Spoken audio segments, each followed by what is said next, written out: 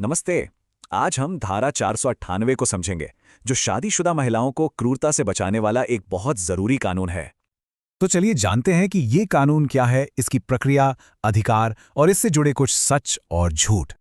तो कानून की नज़र में क्रूरता का आखिर मतलब क्या है? चलिए देखते हैं इसमें क्या क्या शामिल है। भारतीय दंड संहिता की धारा 498 पति या उसके रिश्तेदारों की क्रूरता को एक अपराध मानती है। क्रूरता सिर्फ शारीरिक नहीं होती, इसमें मानसिक प्रताड़ना और दहेज के लिए परेशान करना भी शामिल है। इस अपराध के लिए सजा काफी सख्त है, 3 साल तक की जेल और जुर्माना भी हो सकता है। इस कानून के तहत न्याय पाने का एक पूरा प्रोसेस है। आइए इसके मुख्य चरणों पर एक नजर डालते हैं।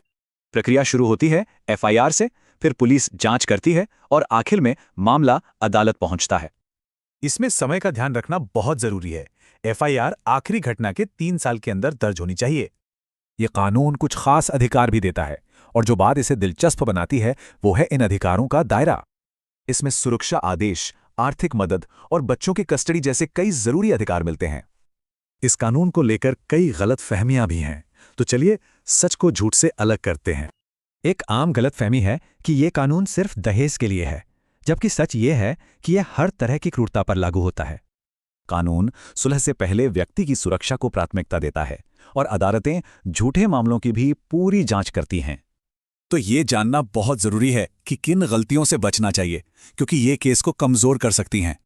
शिकायत दर्ज करने में देर करना या मेडिकल जांच ना कराना, ये कुछ ऐसी गलतियां हैं जिनसे बचना चाहिए। तो फिर एक मजबूत केस कैसे तैयार किया जाए?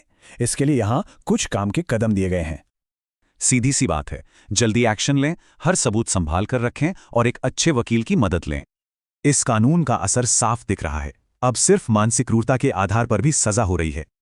पिछले 5 सालों में कानूनी कार्रवाई मजबूत हुई है, जिससे कई लोगों को सुरक्षा और आर्थिक आज़ादी मिली है।